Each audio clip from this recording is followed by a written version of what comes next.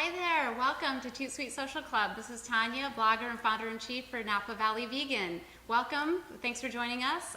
Obviously you're online right now with ToutSuite.com.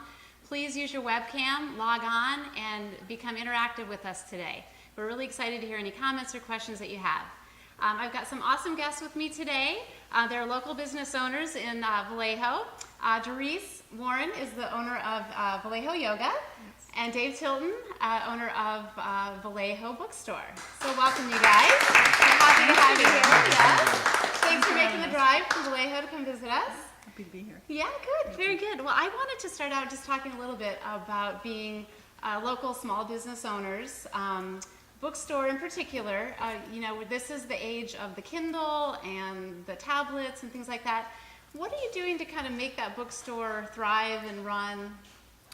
Well, one of the things we're doing is we're having events. We have, like this past weekend, we had a band from Washington State get together. They haven't played together in like 6 years or so, and they had a reunion concert. The week before, we had a friend of mine who has a label in Los Angeles area. He had his 30-year anniversary for the label, and he did a retrospective of the music that's been recorded. We've had some authors read and things like that to bring people into the store, and we try to get a wide variety of things for people, to meet all tastes, basically. Right. Well, from what I see of Vallejo, a lot like Napa, small business owners really kind of stick together and help support each other and things like that. So are you working with other businesses near your store to really kind of expand your business? Absolutely. Yeah. Yes, we are. Yeah. In fact, we just connected with several businesses to promote the downtown Vallejo during the holidays. So it's really important to support each other. Absolutely. Speaking of that, anything special that you guys are doing for the holidays, for Christmas? Going to see the folks, Yeah, I mean, that's great, but business-wise.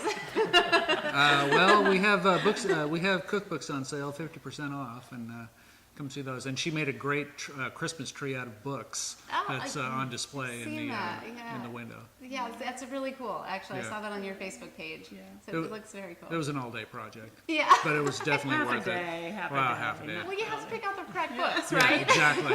Exactly. Very nice. And well, how about you? You have the yoga studio, Vallejo Yoga, downtown. Yes. When did that all get started for you? Well, the studio opened we've been open a little over 6 years now. Okay. And but prior to that, I'd been practicing yoga for many years. I'd worked at another local studio in town. Okay. And then now have Vallejo Yoga. All right. And so, as far as practicing yoga, when did you get started with the practice? I would say I started probably back in the early 90s. Okay. And, like most people, just came to it for stress relief, back pain. Those were my two main things. Right. And just fell in love with it, but also found that it was something that, if I kind of fell off the yoga wagon, I could get back on. Right. And just progressed from there. Yeah, okay, nice. And do you run any sort of specials or anything to bring new? Yes, we have a new student special for anyone new to the studio, and they can come and take as many classes as they want for the first 30 days, and it's just $60. So it's a great way to sample what we have to offer. And then we also have community yoga class the first Sunday and the third Saturday of every month from noon to 1. Okay. And so people can come, donate whatever they want or not. Mm-hmm. Whatever proceeds we collect from that we use to help out around Vallejo. We've been focusing on helping with the homeless. So. Oh, that's so nice. Very nice. Well, I had noticed on your Facebook page that you studied in India. I did. Yeah, yes. Why don't you share a little bit with our viewers of what that was like? Sure. And what led you to India specifically? Well, actually, a friend of mine was going there to study and just asked me if I wanted to come with her, that the people that she was going to study with were, very, very genuine and the real deal. And so I started thinking about it, and we talked about it, and I ended up going and making the trip with her and doing a teacher training there. And which really kind of, I was already vegetarian at the time, but it really kind of propelled me more towards veganism, being in India. Oh, how lovely. And how long were you there? I was there for six weeks. 6 weeks. Oh, that's lovely. Yes.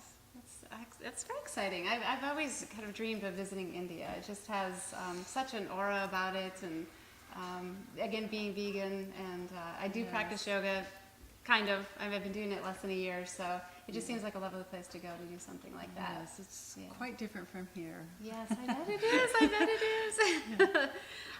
Well, let me ask then, as far as acquiring the bookstore, I think that was fairly recent for you guys, right? Do you have a passion for books? What led you down that path? I started reading at a really early age, Yeah. and always have. I was always at the library or at other bookstores, and I have a degree in English, so that should tell you something right there. Yes, yeah. it does. I never expected to get into the bookstore biz, and once we decided we were going to get the store, I started talking to sales reps and bookstore owners and everything. They all said the same thing. It's not the kind of business you go into to get rich, but it's got to be more of a passion. Plus, if we didn't have this store, Vallejo wouldn't have a bookstore, basically. Yeah, there you And go. that was a big motivating factor, Right. Oh, that's lovely. So you guys are bringing yoga to Vallejo, you're bringing the bookstore to Vallejo, live music to Vallejo. It's kind of like a big Monopoly game. We're going to buy Park Place and Boardwalk now. Taking over put, the city. Put hotels on there. I love it. And then So the that'll be secret's that. out. Yeah, I've got my get out of jail card in my wallet, so we're set. I love it. I love it. Well, let me ask you guys a little bit. You are a musician, and why don't you share with us your record label and kind of how long you've been playing, what got you started in being a performer as well? The label is New Hat Records. You can go to www.newhatrecords.com and find all of the almost all of the releases there. They're all, after 30 years, just about all of them are still in print, Yeah. which is a good thing. And what got me started? My grandmother and my aunt sat me down at her piano when my cousin when I was 5 and showed me how to play Mary Had a Little Lamb. All right. Ironically, the few times I've taught kids how to play piano, that was the first thing I taught them how to play, because that's something they can, and it's easy to play too. Yeah. And so, I played it for the family after they had showed it to me, and everyone applauded wildly because I was 5 years old. And I Right. figured, well, this is the thing for me, Right. and it kind of stayed. Makes And sense. then, once I got into school, I got into the school orchestra and everything. And when we were like 12 or so, the teacher said, let's make an album, a vinyl album. And so we did, and we thought we were like the Beatles on campus. In the 7th and 8th grade Right. world, we were huge, And then I just kept, and I was playing trumpet in those days. And then I saw B.B. King on TV, and I said, I wanted to do that little finger trill thing that he does. And then once I learned how to do it, I just never used it. So, Oh, gotcha. but there's something about the 6 strings that I love. Gotcha. So basically, you went from piano to trumpet, and then Then to Guitar, guitar, yeah. But I yeah, still guitar. play piano and trumpet. And, okay. and then I just kind of branched out into pretty much anything with strings, basically. Right. Oh, really? So do you play the violin and? I don't play the violin, but I play something called a waterphone, which is it looks like the Major League Baseball championship trophy with all these little rods on it, and you play it with a violin bow, Oh. and it makes a really weird. It sounds like a whale song, actually. Right. Oh, I think I've heard one of those Yeah. before. Yeah. I'll have to make sure I see you play with one of the. What is it called again? A waterphone. The waterphone. All right. I was going to bring it That's here, but Yeah. there's a lot of things I could have brought. Maybe next time we're on, we can. That would be great. We could just do like a live show, the whole half hour of you playing live music. Waterphone's I like greatest it. I love hits, or it. something like that. Yeah, perfect. That'll be That'll good. draw a huge crowd. I'm sure. Absolutely. I love it. I love it. Well, I was wondering if you would maybe sit down and for our viewers do a song for us. Yeah, I We'd can love do to that. hear it. We'd Sure. love to hear what you have. What I have. Yes. You Should I- pick your favorite. Should I do something holiday appropriate since we have a lot of What do you guys singers think? with us? What are you thinking? Holiday appropriate? Yeah? All right, let's do it. All right, so if you know it, just kind of jump in. Away in a manger, no crib for Lord Jesus lived in sweet head. The stars in the skies live there while he led the Lord Jesus asleep in the hay.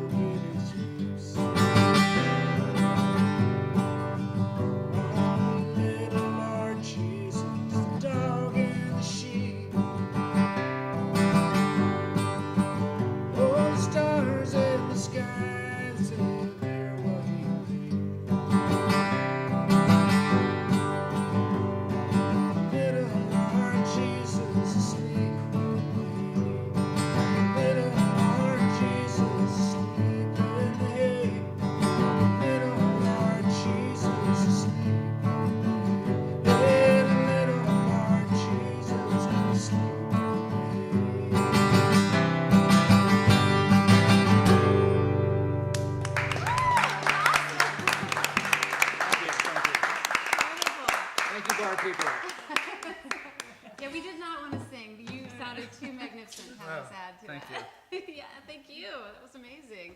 Yeah, when I was working on some notes and putting the event, this show event on Facebook, I was listening to your music as I was doing that, and I was blown away. I mean, you're so talented. Oh, thanks. Yeah, so I mean, thank you. Thanks for playing for us. It's really, Yeah, sure. really wonderful. I loved the music. Just had so many different.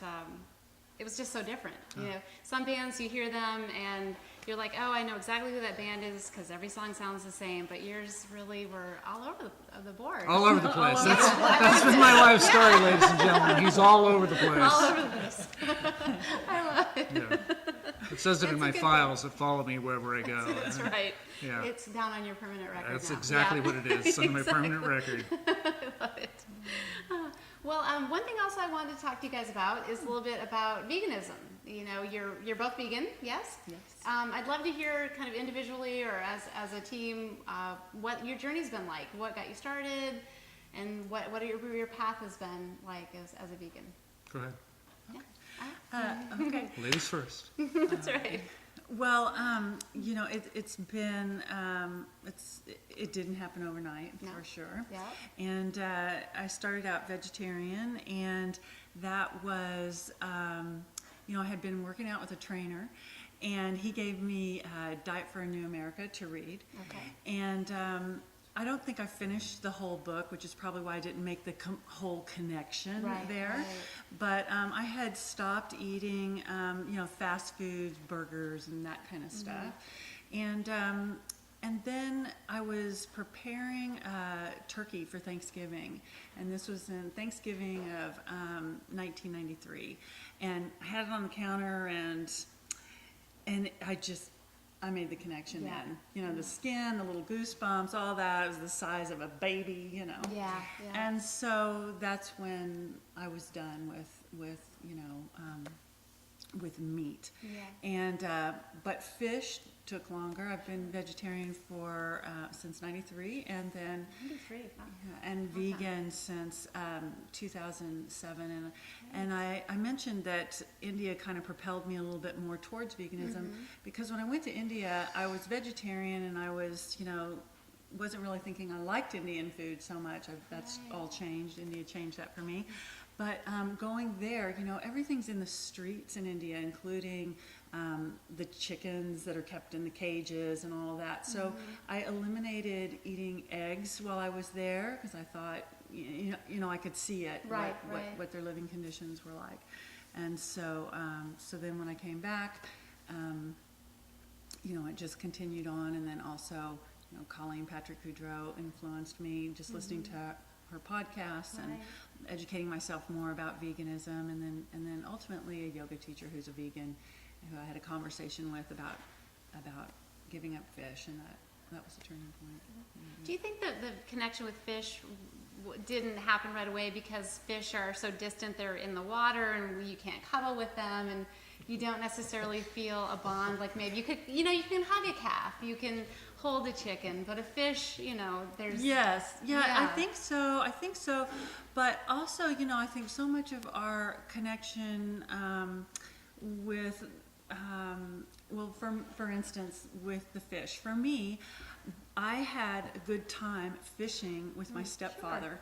So great memories. Yes, I had good memories of that. And I didn't really, I can remember even, you know, like baiting the hook with crickets or with worms or whatever, and feeling like I didn't really like it, and them squirming and all of that. But you just, you know, you just kind of move past it because you're having this experience, you're out on the lake and all that kind of stuff, you know. Great fun. And Great it doesn't memories, hurt them. You know, you always hear that kind of thing. Like, it it doesn't hurt them. It doesn't hurt. I mean, that's what we tell kids, you know, what I was told and what we tell ourselves. And so I think letting go of those good times too were kind of part of it for me. But I agree with what you say. Yeah, the fish are a little more distant. A little more removed, We maybe. think fish don't feel, but they do.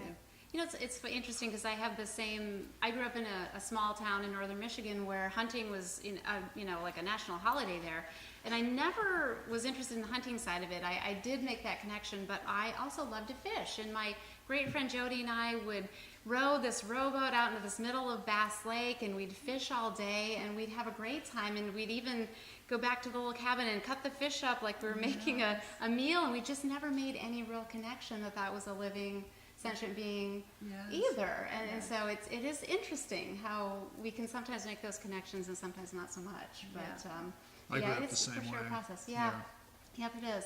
Yeah, I think it's for most of us, it's never an overnight thing. You, because of good times and good memories, and the big holiday events with our family, we have great memories attached to food, especially meat, animal flesh, basically. So it really is challenging to be able to disconnect that and still have the good memories, but be able to go down a different path when it comes to dining and things like that. So, well, Dave, what was your journey like?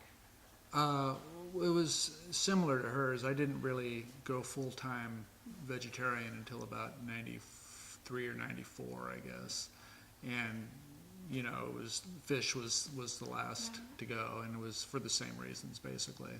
But then, I gave it some thought, and it was, they're as alive as fowl or beef or any other living creatures. So that was pretty much it. And then there was the matter of addressing the vegan aspect of it, and I think that was about the time I was working. I used to do PR for Dreyer's ice cream, so that was pretty tough. So I bet that was hard. Ice cream, sushi, and pizza were like the last frontiers as far as I was concerned. Because they're damn tasty. Yeah. There's really it's hard to even find now a vegan alternative to pizza and to ice cream. I mean, really, quite frankly, it can be challenging sometimes. I won't say any brand names, but there are some awesome ones out there. Yeah. Just Google it, right? Yeah. So, but then everything kind of just it just all makes sense as a diet, as a lifestyle. And it's putting together the whole the physical aspect of it, the financial and the philosophical, and they all tend to lump together basically after a while. Yeah, they do. Becoming a vegetarian initially, was it for health reasons? Was it for animal welfare, animal rights? What was kind of that? I think money was the first part. It was Money, getting more and more expensive to buy meat. There you go. So I just said, I can do without this. Isn't that interesting how it starts for different reasons for all of us? It could be financial, it could be your health, your weight. For me, it was when I finally became aware of factory farming, I couldn't look away. I could not avert my eyes anymore, and that just completely changed me almost overnight. I went from eating anything that anyone put in front of me to completely off meat 100%, and then again, from there it was a process. It was another 3 years of weaning myself off dairy, which as we know is very addictive, and weaning myself off cheese, and then finally saying, hey, it's time. I'm making that connection, and it really is time to move on. And my husband grew up on a farm, actually a ranch, in Texas, and so the really cool thing about that is it only took him about 8 or 9 months of me being vegetarian for him to say, you know what, I think I haven't been supportive enough. I'm going to do that too. And then all of a sudden he was the one saying, I don't really like what's happening with dairy cows. Let's get off dairy. So it's amazing what you can learn. Just absolutely amazing, and just so empowering, essentially. So, well, thank you. Thanks for sharing that journey with you. I always love to hear why someone starts the path and then continues it. And you guys have been at it for decades now. I mean, really, the 90s. Like, I'm a newbie. I'm just 7 years. It's been just a few years for me, so it's very exciting. Do you find any challenges in Vallejo or even North Bay, period, finding places to dine out, or are you finding that's becoming easier over time? Well, I think it is becoming easier over time, but in Vallejo, most people, not just Vallejo, but other places you go, will try to, be accommodating and help you. And I was just at a new place today and went in, and there was, besides the fruit salad, there was one other thing that they could do for me. But, I explained to them that I was a vegan and what veganism was, and felt really encouraged by the time that I left there that they were going to work on their vegan options. So I think they're totally open to it. Most people are. Occasionally, people aren't. But most people are. Yeah, that's great. I think more and more restaurateurs are saying that there's a niche there too, as far as, vegan money is as good as carnivore money. That's right. It's all green, whether it comes exactly. from, green hands or not. But, that was the first episode that I did. We talked about that a lot. There's so many people now, even meat eaters, are choosing to dine out on vegetarian meals. Even when they dine out, it amounts to about 111 million people. So if you're a restaurant owner, yes, you need to have the sense to have some options and make that transition. For sure. absolutely. We have a question to you guys. Yeah, perfect. And how often do you recommend one practice yoga per week to reap the benefit of from it, and with the ability to help lower back issues? And this question is coming from John and Stacy. They're watching us. John and Stacy. Oh, And, okay. Yeah. Okay, thanks. Thanks. So I think the more often that you practice, the better. Sure. But if you can only practice once a week is better than not at all. If you can practice 2 or 3 times a week, I think it's better to be consistent with your practice rather than maybe have like one class a week where you're doing an hour and 15 minutes. But maybe if you get a little practice going on your own, even if it's just 10, 15 minutes a day. And then make it to a class when you can to have the support of a teacher and the rest of the class. Very helpful for back issues, but you need to find the right yoga class for your back issues. You need to be sure and let the teacher know what's going on with your back. I mean, so that they can give you specific poses to address those issues. And depending on what you're working with, there's definitely some classes that you might need to work up to. You don't want to, so look around. Don't take one class, and if it isn't for you, never go back. Just keep looking and exploring until you find what works for you. But there's a lot of great things you can do for back pain, and that was one of the reasons I got into yoga myself in the beginning: stress and back pain. So.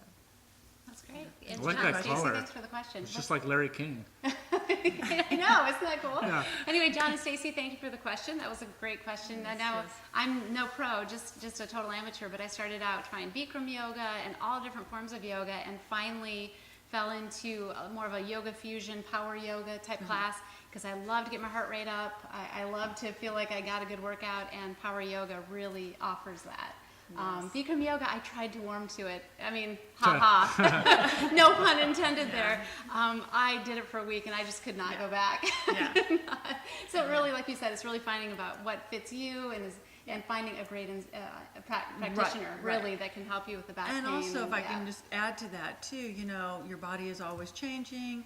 Every day is different. What you feel drawn to, practice one day, the power yoga.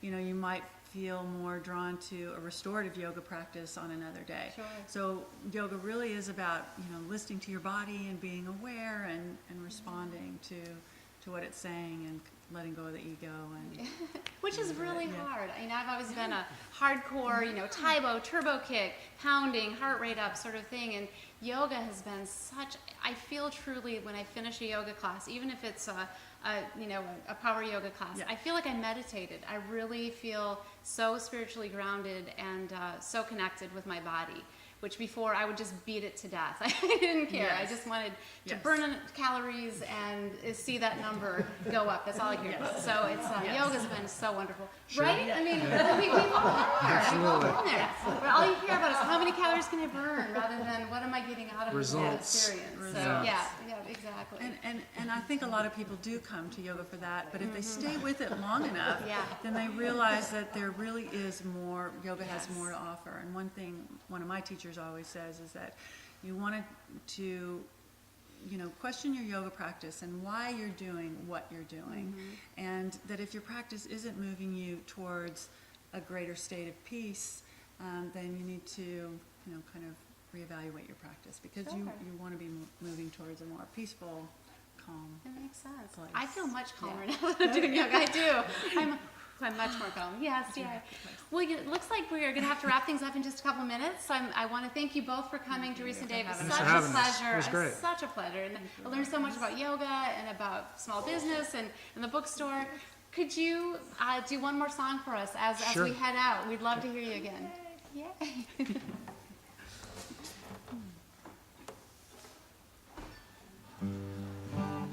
So I wrote this one for Doris. This is on a CD called, what is it called? It's called O.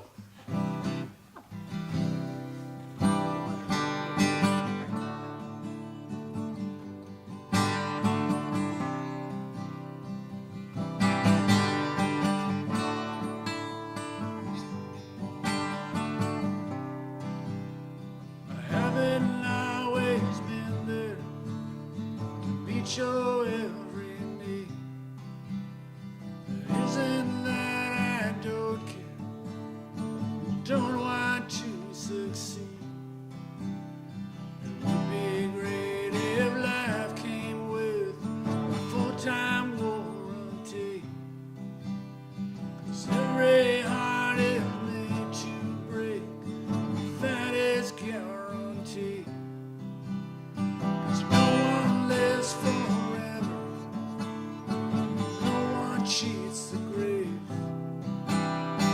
No one ever measures up to standards that were made by someone long ago to keep the others in their place. 'Cause every heart is made to break, and no one knows the day.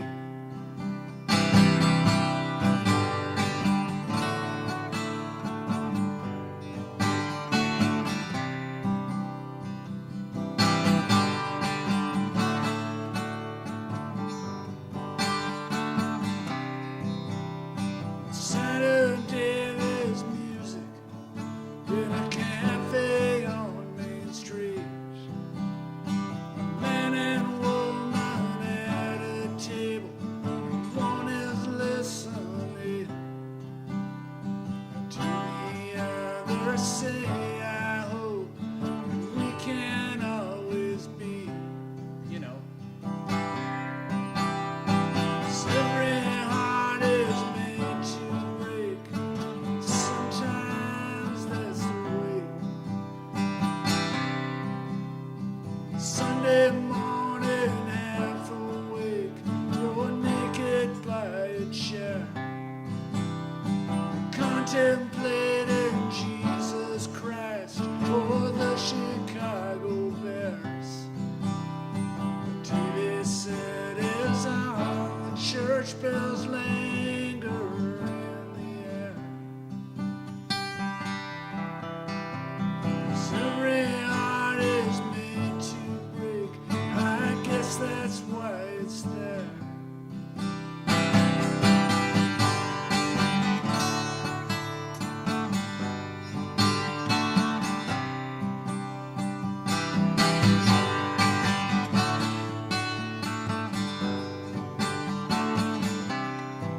Yeah, I know I'll always love you for your laughter and your kiss. Never wanna die, just stay with you in perfect bliss. 'Cause everyone I never known, you're the only one I'd miss. Every heart is made to break, and that's the way it is. Yeah, every heart is made to break, and that's the way it is.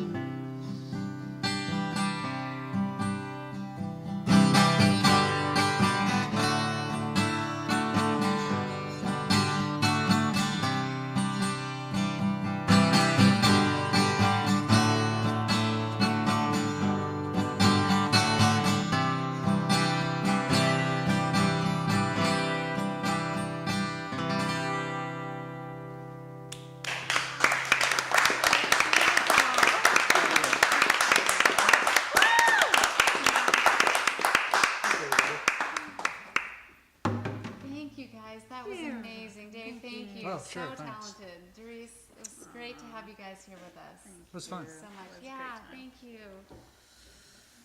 So thank you for joining us, folks. I hope you enjoyed it as much as I did. Amazing, amazing guests today. I hope you'll come back and see us next month, and of course follow all of the other hosts that are going to be doing shows in December. So thanks again for coming. We'll see you next month. Take care.